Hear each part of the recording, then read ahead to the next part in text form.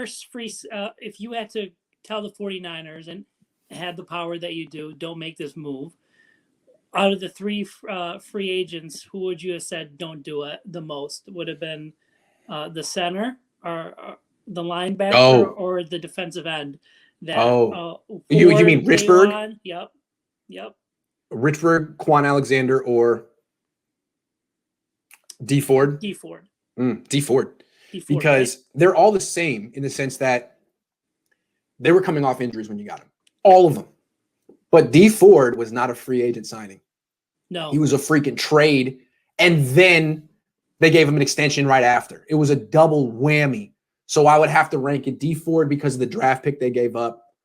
And then, oh man, Quan after that. The dude played how many games? Like 10? 8? 7?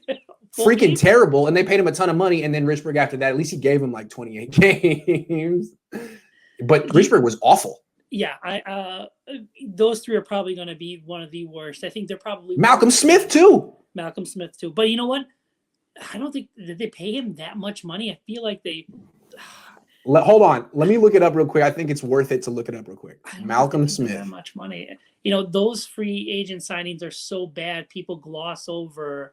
Not to mention Jerick McKinnon. I mean, there's so many. There's so many. Okay, hold on. McKinnon probably gets a little bit of a pass because he got injured right there and then, and it's unfortunate, but McKinnon's probably the one too. But okay. So hold on. Malcolm Smith, the Niners paid him $12.3 million. $12.3 million. Hold on, let me get you McKinnon real quick because that's always fun.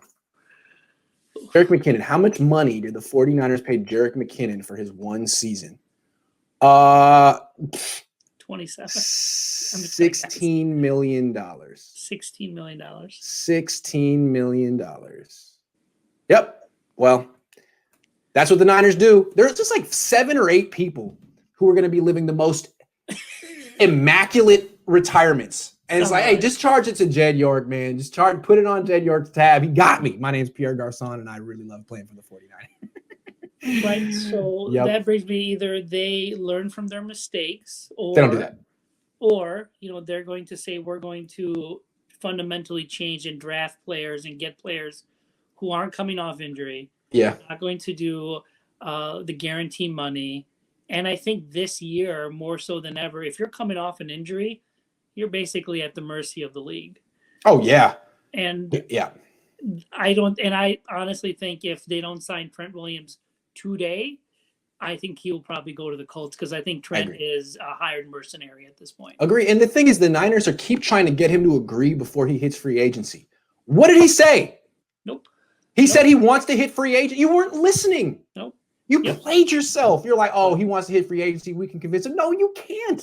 No, you freaking can't. And the Twitter comments of them getting juice back, you only do that if you know you're not feel like, okay, we're going to lose Trent. Let's just sign 3 or 4 of our players back. Bring Tart. Let's change the story. Let's change. We didn't want Trent Williams. Yeah. We want to bring it all back, just like last year with DeForest Buckner. Yep. So this is all going to break down over $1 million, $2 million, $3 million. All right, well, good luck. I don't know what they're going to do at left tackle. Honestly, though, I wouldn't have re-signed Trent Williams. I think it's too much money to spend on one guy who's 33. Move on. But I think this was a very emotional time for them. I think we saw some very strange tweets last night. Yeah, I think they know something's up, either something very good or something very bad. If it's just Juszczyk coming back on a 3-year deal worth $15 million, that's not very good. That's just not. Why are you tweeting that? Why are you tweeting that? No one wants to hear that. No.